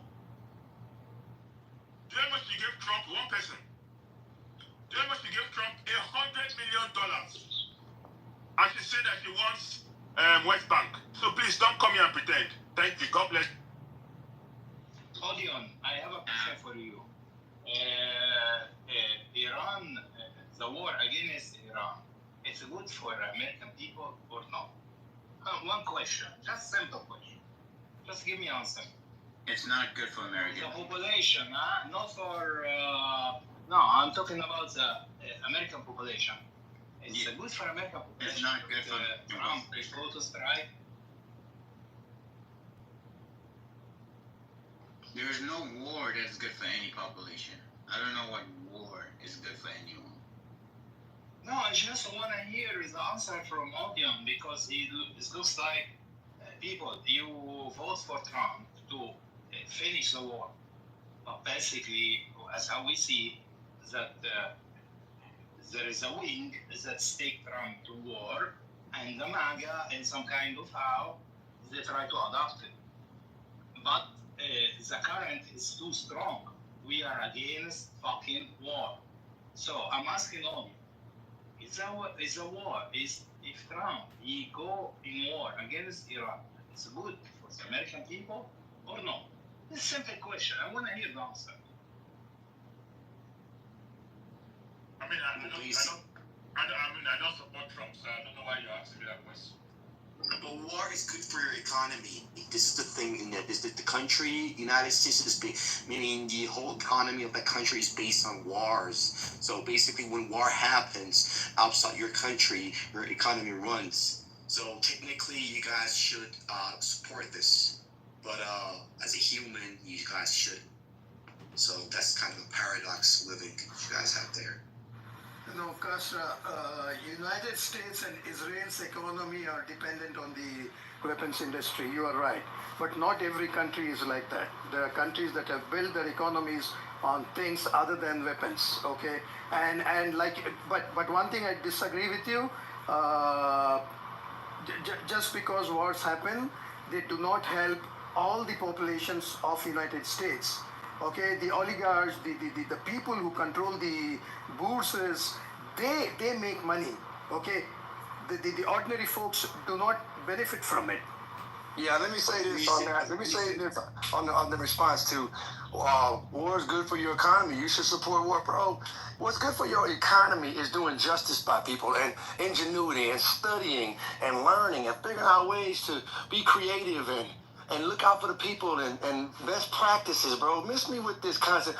War is good for your economy. If that ain't a devil talking, I don't know what that is. That idea, that concept, war is good for your economy because you can build more weapons than McDonnell Douglas and Boeing, and you can be hiring employees. And, bro, that divisive mindset, destruction, subtraction, miss me with that, bro. What's good for your economy is doing the right thing by people. How about that? Justice. And there's plenty to go around, and there's land that's not even being utilized yet. And there's all kind of opportunities, and you can spread out. You don't have to all just be packed in one little bitty area.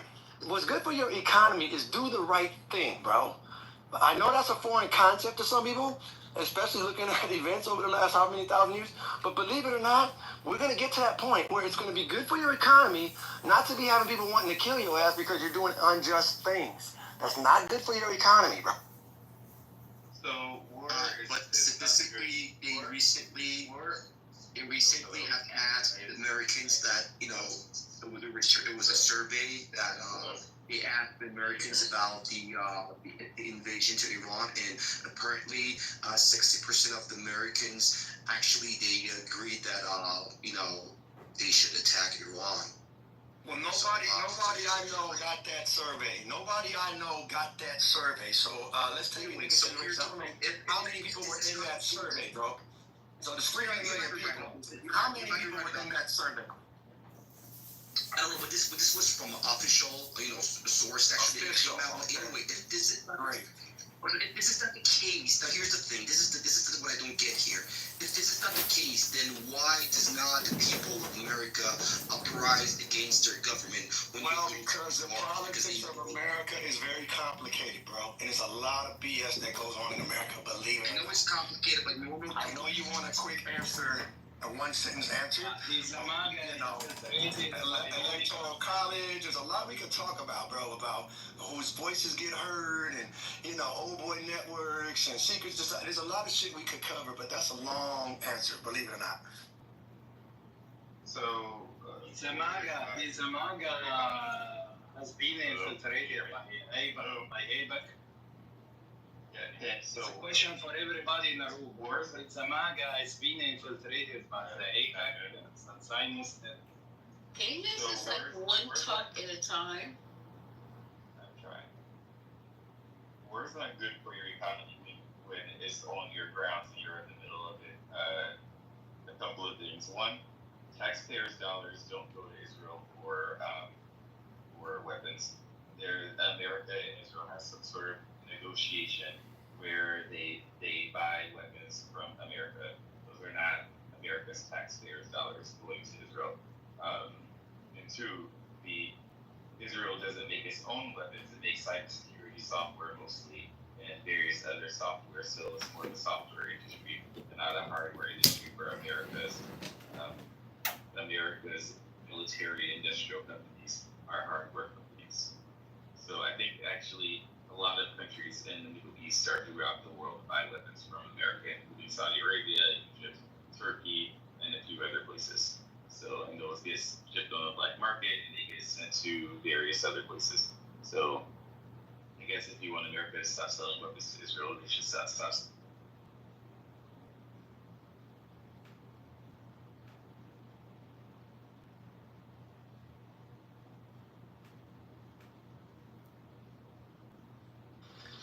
So, just to correct the record, if we're talking about the largest recipients of aid, foreign aid in America, that is Israel, it's about $380 billion a year, right? Half of that is military alone. So it's been that way for about 30 years. Yeah, and it's been that way because we've been invested in that. You're right. It has been that way, so we haven't tried a whole different approach yet. Certain people don't have an idea to know how to build an economy on doing the right thing. You're right. But others have a real strong understanding of that doesn't have to be that way. There's a whole lot of economy. There's a whole lot of distribution. There's a whole lot of space. There's a whole lot that could be created. And many are still holding on to that idea. So when the idea of division runs out of juice and bombing and everybody submits under this one person, when that runs out of juice and it becomes understood, they can never pull that all the way off. There's just going to be this one leader that was the most corrupt, that could run through the most, that could just kill off the other ones before they get killed off. And even though they didn't start any, even though they just post up, and going back to like my man brought out Sydney, the real lineage of who this man Netanyahu is that's usurped Israel. There's some real good people in Israel that will never get a voice because of Netanyahu. They will never get a chance. Just like in America. You've got the masses. You probably got a 1 percentile, Netanyahu in that boat, for sure, that are actually jacking this whole thing up. And when the 90 percentile, now see, you don't even get a voice if you're in Gaza or certain average everyday person in Iran. What are they going to do? To just fight over there in Israel, push back in America? So this is what's going on. The world is watching people kill themselves off. And a lot of us are getting caught up in it. But really are completely not on that page. And our hands are not all bloodied up. But not like that. Shit, maybe somebody stole some cookies or something like that. But they've never been in a position to actually do this kind of shit. And those individuals should be held accountable. There's a universal government out here, United Nations and this and that, and war crimes. If you know any bit of history, you know that in the act of doing some of these war crimes, they don't get punished. But as we look back later on, you say, oh, that was some real jacked up stuff right there that they did. And that was clearly understood. So the talking points in the immediacy is one thing. But there's also the understanding that, bro, where is your end game with your devilishment? How about being a better neighbor? You teach that to your people in Israel, don't you, Netanyahu? Be a better person. Be a good neighbor. You know, have the coffee shop and, you know, just show up. And you can't extend that thought beyond your borders? Or you just want to extend the borders and kill off everything else so you can just spread that the way you want to spread it all over the planet Earth. The rest of the Earth has been at peace a long time, bro. Believe it or not. Even though you may not speak their language, you may not understand their history, they've been at peace and they've been doing some great stuff, you know? Egypt and a lot of people, Ma'at and Kemet, they've been doing some great stuff before you showed up. All right, let me. I just wanted to throw that in the atmosphere because I hear a lot of it.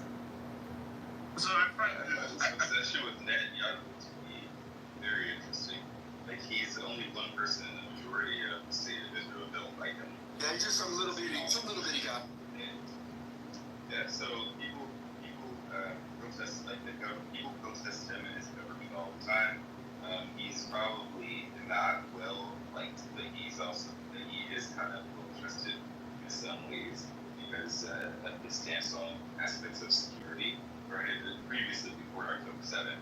So, I mean, even the current projections, if there were elections soon or now, then he would be out of office, and it would probably be his last term since he's like 75, 76. So, but I think that people who have never been to Israel don't know anything else about the area or region have this obsession or a weird obsession with some world leader they don't know anything about. It's actually quite bad. Yeah, it's fascinating me too that over here in America and watching America get drawn into something that's never been over there. So that's fascinating too. I find this argument so. I mean, I'm not to say that I think Americans center themselves too much when it comes to Israel, but there are people that don't need to care about Israel or Iran, can just support Israel based on their own views, and there's nothing wrong. Like, the reason why Americans care so much about is the influence of Israel in America. But really, all these ideas that neighbors live in peace is not entirely true. Neighbors don't really live in peace. Neighbors just have deterrence. Right? Neighbors just have deterrence. If you try nonsense, you fight. I mean, the world over, people have fought wars. So this very idea that somehow, you know, a lot of people are so invested in, listen, Iran and Israel can bomb themselves to death. I don't care. Like, I'm indifferent. Like, those people are not part of my problems. I mean, I'm American now, so maybe I should care more, but I'm not invested in Middle Eastern crisis. There's some big boogeyman, there's one control running somewhere. It's not entirely true. People can bring the same information with you, read my information, and still come to the same old conclusion if they didn't read any information at all. So my point is, all this, there's some boogie or what, there are ongoing crises. There's Congo crisis, there's Sudan crisis, there are many crises in Nigeria. 200 people were killed and burnt to death. Yep. Let me rephrase that. Were killed and burnt to death. Yeah. Nobody cares. Well, nobody's worried. I'm sure those over there. We must worry about this. I just think it's just because America is involved. If not, all this we care about humanity. I'm sorry. It's just that people are just invested because of America is involved. If not, well, welcome to America. Welcome to America, and enjoy the peace that's here that a lot of people have fought for. Thank you. Welcome. So, Odie, I actually brought this up yesterday. People don't really give a shit about liberating the Iranian people from the regime, and when people come on this episode, that's just 1 minute. Let me just say this. I wanted to make that point. I thought you were done. Okay, sorry. I have an Iranian colleague. If you have views about, when I say colleagues, we work in the same office, I don't speak to her. So I wonder if you have views about Iran, you would think she's Jewish. She's so anti-Khomeini. She wishes the worst for him. I'm like, why? Do you support? Anyway, she has no feelings towards the government of Iran. Now, I said the government of Iran. She despises the government of Iran with a passion. Anyway, Mother, you can. So I was gonna say, so here's the thing, right? Everyone knows the Iranian regime kind of sucks, but this whole notion that we're going over there to bring freedom and liberate the Iranian people is just horseshit. Why haven't we attacked earlier if that was the case? And I think when the Jews come on this app and parrot that talking point, it just reeks of bullshit. Like, no one is believing this shit, right? There are plenty of places on the planet that are under shitty regimes that we don't give a fuck about, right? So the logic doesn't make any sense to me. And the second thing I was going to say, I put this in the chat, but apparently American B-2 bombers have left Missouri and are flying to Guam currently. So it looks like we might actually bomb the fuck out of Iran.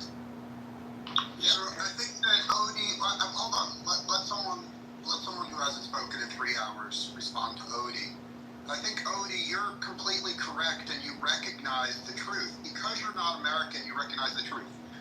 The reason why American leftists are protesting over the situation in the Middle East is specifically because of the leftist agenda. It has nothing to do with humanitarian concerns. And the proof is, in the Congo Civil War, there are two black groups killing each other. More than 1 million people, more than 1 million innocent people have been killed in Africa.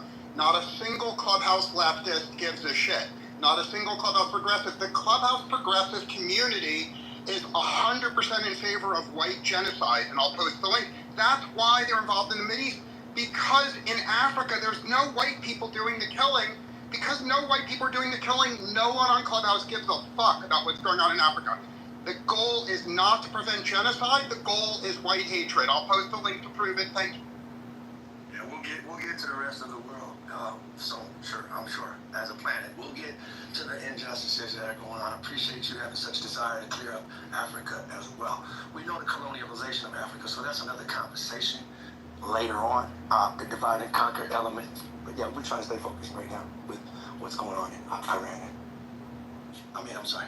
Let me just mention something so important. Did you know that if any country attacks the other country's nuclear facility, it would be a violation against the national security resolutions.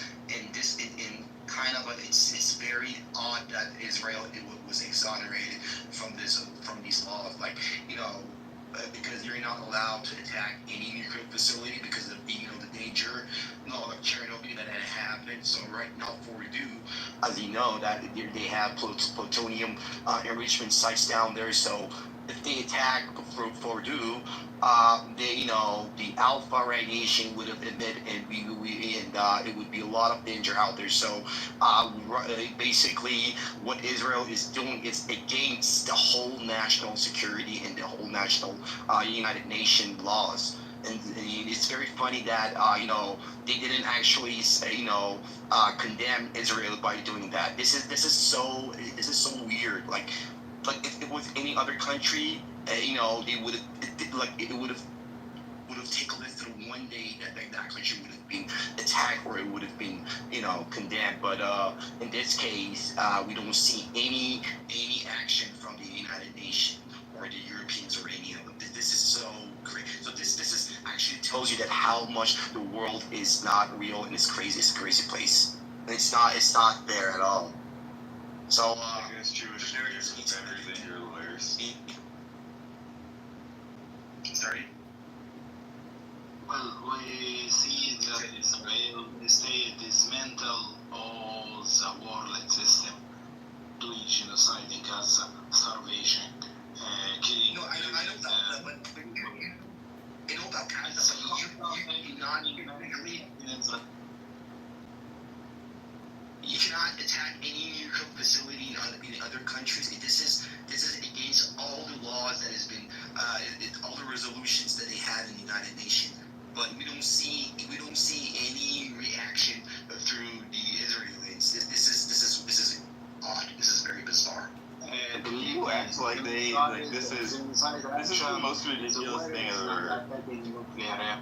Is it genocide action? It's worse than attacking nuke facility, but we saw that the world and the world system doesn't have upper hand on Israel. Israel state they basically dismantle all the law, fucking up all the system. They bombed Natanz. So last time they bombed Natanz. Natanz is the second largest, and the dude right now told you guys the B-2 bombers they lift off and they're flying toward Garcia Island from I don't know from where from the United States, and these I think there's 6 of them. And each one of them can carry about I don't know, a couple of these very big bunker buster bombs, and so I think they're about to invade the Fordo facility. That is the key area that Israel is. Kazra, you're exactly right. Like we saw how the world went crazy when that shit happened in Fukushima. Like we know what happened. We know the potential disaster. We know all the potential disaster that can come from like these malfunctioning nuclear facilities. So you're exactly right. Like the attack of nuclear facilities is written into the UN chart, not written into the actual charter, but there are international laws against doing that. Nobody seems to give a fuck right now. Another thing that's super interesting is Fordow was projected to be at least 250 to 300 feet underground. The massive ordnance penetrator, the 30,000 pound bunker buster, that can only go 200 feet. So in order to reach something deeper than 200 feet with it, you have to drop multiple of them on the same spot. So you've got to drill it over and over and over again. So like just the idea of like hitting a nuclear facility on that level, and like nobody's talking about the environmental fallout, like nobody's talking about the danger that poses to the Gulf. Like the Gulf is like a low current area. It's not some like high current area. Like it's a pretty kind of stable, like lakeish, like water system. Like to bomb something on the level that Moab would the damage that those weapons would cause, the amount of fissile and radiation material that would spread throughout the environment and end up in the Gulf for who knows how long, that shit would just sit there. Like this is a massive environmental thing, that a massive environmental disaster that like people are calling for. And to me, it's just so fucking ridiculous because, like I said earlier, like we bought into this idea. We bought into this idea that these people are like radical fundamentalist retards that can't wait to die and shit. But like I said, like all you have to do is just look at how they've acted over the last 40 years. They have acted like the most rational actor in the Middle East as long as I've been alive. And like I said before, I'll just reiterate it. Before 6-7 days ago, you would have thought like Iran couldn't touch anybody. So like to me, this just adds to the amount of restraint that I feel like these people have, because they've been getting hit and they've had their airspace incurred upon. They've been getting struck randomly every year, every other year, damn near as long as I've been alive. And you would have thought that they couldn't touch anybody. And now we see them emptying out Israeli cities. Like, these people have capabilities, and they have been very rational and very calculated in the way that they have responded to any violation of their sovereignty. Furthermore, if you are just a rational actor and you look at what happens when the United States convinces you to dismantle your weapons program, look what happened to Gaddafi in Libya. He agreed to stop pursuing nuclear energy and nuclear weapons. His ass was gone not 10 years later. Like, but look at North Korea. As soon as they got a bomb, you hadn't even heard about North Korea in the news. Like, that's the way you get people to stop fucking with you, is to get a bomb. And if there's anybody that I can see that just wants people to stop fucking with them, it's Iran. So, like, that's what you do. You get the bomb and people stop fucking with you.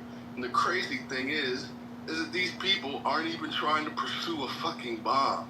Like, the whole world knows it. They've allowed inspectors in.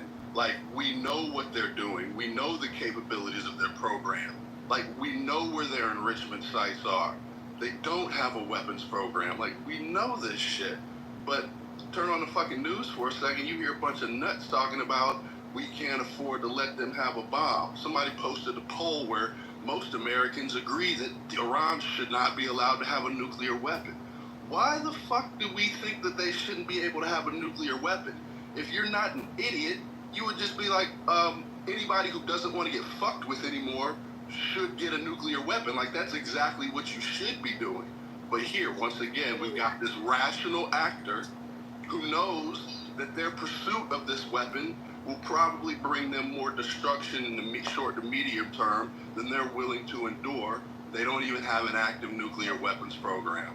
Like, I just don't see anybody more rational right now than Iran, and I see these nuts over here in Israel literally trying to drag the world into another world war. It's just so stupid. Again, Israel is a country of like 7 to 9 million people, and Iran is a country of like 90 million people.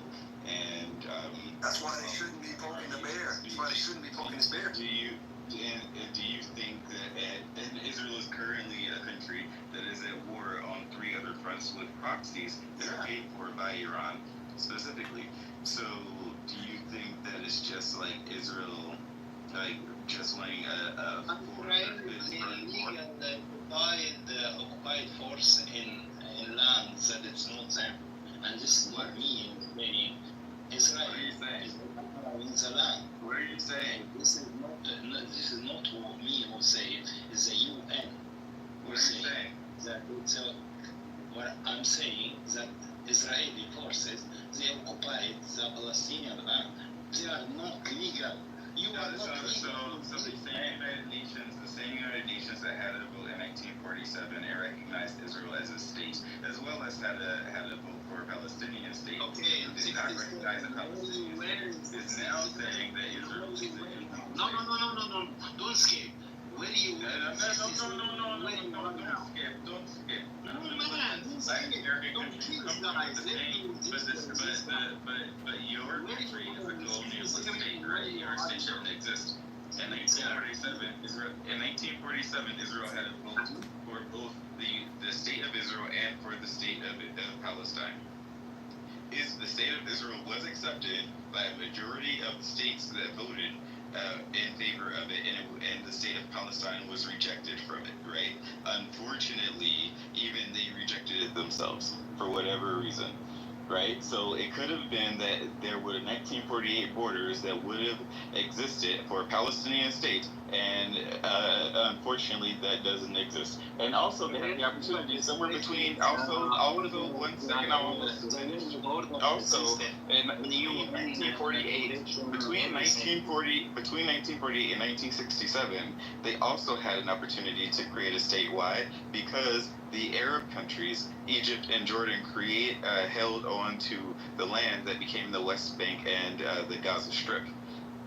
Those territories were in the property of our possession of Egypt and Jordan exclusively. They could have made a state out of those by simply declaring themselves as such. Yeah, they chose not to. Egypt and Jordan also decided not to declare them as such. They decided to not become radical like we're watching Israel become. They decided to be peaceful partners. They decided to let these people be there with the behest, with the guidance, with Winston Churchill, with England, with the British. They allowed all of that to happen, bro. So don't make them faulty because they didn't operate in a real devilish way. Don't do that, man. That's what you're trying to do, Ron. I'm trying.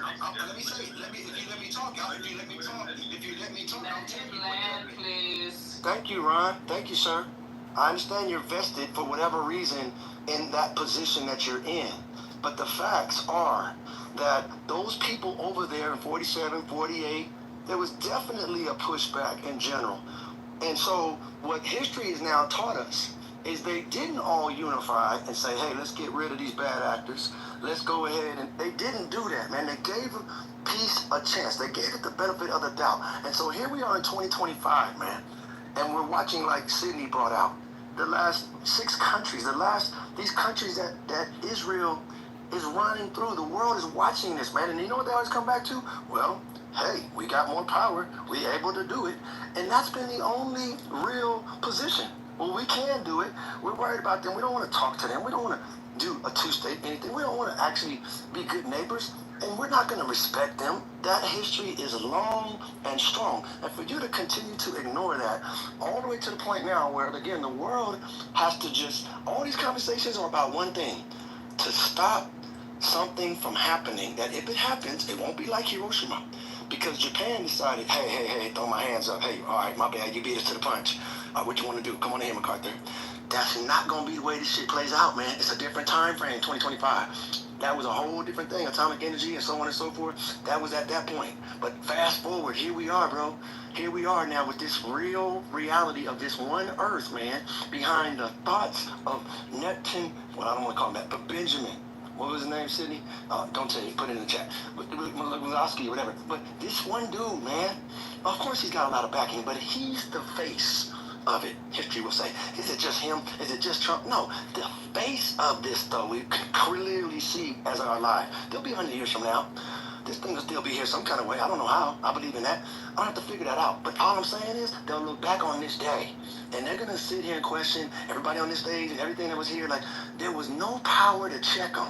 It's biblical, bro. And so what I'm telling you, though, is those of us that are trying to say, hold up, man, hold the hell up, because once it goes there, unlike voting for Trump or Kamala, it's not going to matter, bro. All it's going to matter is that shit is affecting the planet and it's in motion in ways you can't put back in the bottle. The fact that you would try to argue to promote, let's just go bomb them, let's just go get rid of them, shows who you are in history, in a historical sense. Who you are, man. You're arguing to just set it off. Are you talking about me directly? Hold on, relax, bro. Just know that then it doesn't apply to you.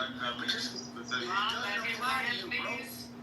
Thank you. And so the reality is, bro, even if, like my man said, Sydney said, even if you feel you've been done wrong, Israel, you should not be promoting go bomb the hell out of them, bro. Because if you honestly think all that makes sense is, only thing that makes sense about that argument is this.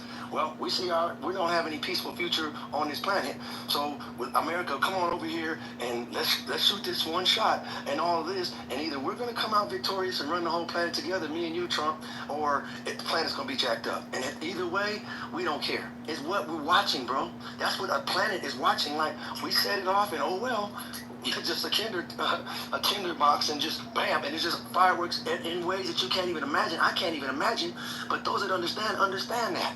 So if you're not vested in peace at all, and it's going to be your way or no way, well then yeah, come on, Trump, help them, back us, man. You got our back, just like Winston Churchill. If you got our back, we're just going to keep doing this, man. But meanwhile, the 90 percentile, probably 95 percentile of the earth is like, bro, we're not going to just sit back and watch this, and we know who the exact actors are that are pushing this. That's going to play out, bro. If any of us live to see it, I don't know. Well, none of us know what's going to happen tomorrow, tonight, 5 hours from now, 10 minutes from now. But Trump might decide to do it. Somebody just said that the troops are being deployed or something. Somebody just mentioned something. I didn't catch it all. But the point is, bro, once it goes to a certain point, you can't pull it back. That's the whole point, bro. And everybody's going to say it wasn't worth it. Whatever, however you're trying to rationalize it, it wasn't worth it. And the causation will be, Netanyahu, you set that shit off, bro. Your fear, you're scared, oh, they're gonna get this. They hadn't done anything, but you went ahead and pushed them like you pushed all them other people around you in Israel, and now you went over there and hit them, and they saying, okay, but we were trying to be real peaceful. We watched what you did to our cousins, and we didn't even come and unload our shit on you like we could have, man. But now you took that kindness for weakness, and now you over here fucking with us, gonna try to do the same shit. And the world is saying, bro, it's going to be way more complicated than that. What troops are being deployed? Bombers were being deployed. I heard troops, TROO. Well, okay, somebody got to fly these planes. I call them troops. I think you misunderstood. I just want to clarify, so. Someone said B-2 bombers are going to like Guam, and then someone said they might be going to JORC. Yeah, that was just arguing that people have to actually. That's amazing. The answer to your word was the moving of the B-52 B-2.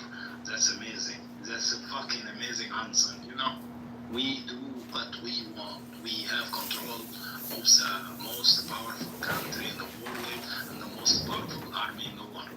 This is his answer. That's fucking shocking, man. That's fucking shocking, man. I can't believe that. You tell me that you're going to open the box of Pandora with support of the United States and pull the United States in another fucking shitty hole that no one know where it's in. And why? Because of the fucking Israel. Because of the fucking Benjamin Netanyahu that he want to escape from that region because he's corrupted and we have to keep him in power. How we can keep him in power? He come out and he say some part of Israel. We're gonna fight the jihad. Are you fucking kidding me, man? Are you fucking kidding me, man? What has to do the American people with the fucking Iranian and population? What you know about Iranian people? How many people live in Iran? How many kind of ethnic belief live in Iran? Dismantle Iran. You open the box of Pandora. That's not gonna be peace on this land. Never ever anymore. And I don't think that Trump is stupid that much because he went in the Situation Room and he had a meeting with Gorilla, that's how they call it, and explained to him. We have this country, Saudi Arabia, Emirates Arabic, Qatar, Bahrain, Kuwait. This family will be exterminated, they will run away because this area will be dismantled. Why? Because Iranian, they will fermentate every American base there. Because moving the B2, that strategic bomb, that has to be monitorized, moving the B2 and its group to go to the direction of Iran, China, and Russia, they will figure it out. And Iran, they will figure it out. So, fighting against the Houthis, you fucked up. Because they hate Nimitz, they hate Roosevelt, they hate all of this, and in the end, Trump, he want to make peace with the Houthis. That is part of Yemen. That when they done it in the Red Sea, they fucked it up around all Europe and the world. And now you go to fight with the fucking Iran, man. And you understand that. So we're gonna expect it, because basically the Houthis, with all the video that is being put it on